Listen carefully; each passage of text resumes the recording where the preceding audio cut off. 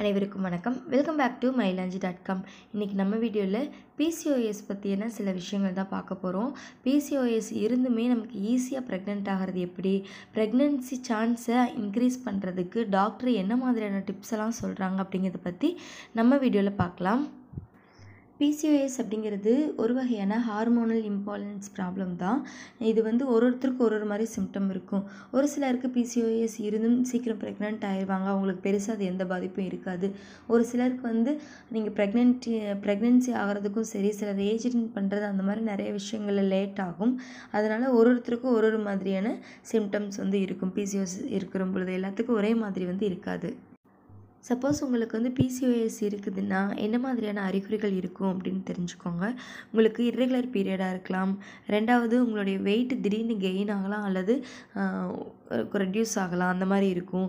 மூணாவது விஷயம், உங்களுடைய முகத்தில் கைகளெல்லாம் நிறையா முடி வளர்கிற மாதிரி இருக்கும். முகத்தில் நமக்கு உதட்டில் இருந்தது மேலே தாடையில் இதுலையெல்லாம் முடி வளர்கிற மாதிரி இருக்கும்.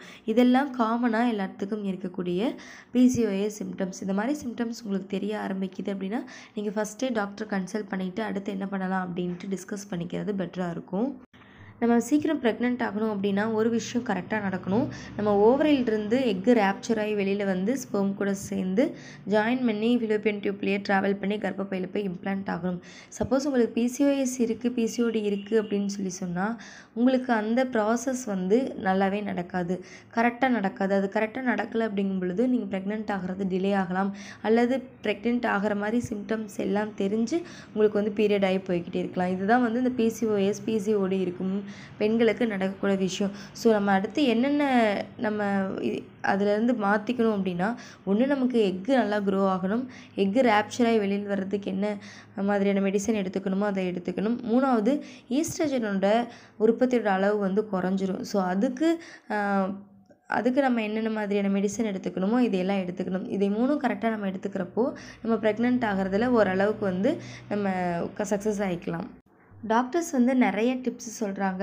நம்ம ட்ரீட்மெண்ட் எடுத்து பேபி கிடைக்கிறது அது ஒரு பக்கம் இருந்துட்டு போகுது. இருந்தாலும் நம்மளால் முடிஞ்சதை நம்ம மாற்றிக்கிட்டோம் அப்படின்னா இது மூலமும் நமக்கு ப்ரெக்னென்சி ஆகிறதுக்கு சான்ஸ் அதிகமாக இருக்குது. ஃபர்ஸ்ட் ஒன் இந்த சிவப்பேரச்சி, பீஃப் அந்த மாதிரி சில விஷயங்கள் நம்ம சாப்பிடாமல் இருந்துக்கலாம். ரொம்ப ஃபேட் இருக்கக்கூடிய உணவுப் பொருள்களை நம்ம அவாய்ட் பண்ணிக்கலாம். முக்கியமாக ஜங்க் ஃபுட், இதில் சுகர் அதிகமாக இருக்கிறதுனால நமக்கு அந்த இன்சுலின் ப்ரொடியூஸ் ஆகிற ப்ராப்ளம், அந்த மாதிரியான நிறைய பிரச்சனைகளை கொண்டு வந்துடும். ஸோ அதெல்லாம் தவிர்க்கணும் அப்படின்னா ஜங்க் ஃபுட்ஸை நம்ம முக்கியமாக அவாய்ட் பண்ணிக்கணும். ரெண்டாவது, நீங்கள் டீ காஃபி குடிச்சிட்ருக்கீங்க அப்படின்னா அந்த க்ரீன் டீயை சேஞ்ச் பண்ணிக்கோங்க. முடிஞ்ச அளவுக்கு காஃபி டீ குடிக்கிறத பிசிஓடி இருக்கும் பொழுது அவாய்ட் பண்ணணும். ப்ரெக்னென்ட் ஆகிட்டோம்னாவே அவாய்ட் பண்ணிக்கிறது ரொம்ப பெட்டராக இருக்கும்.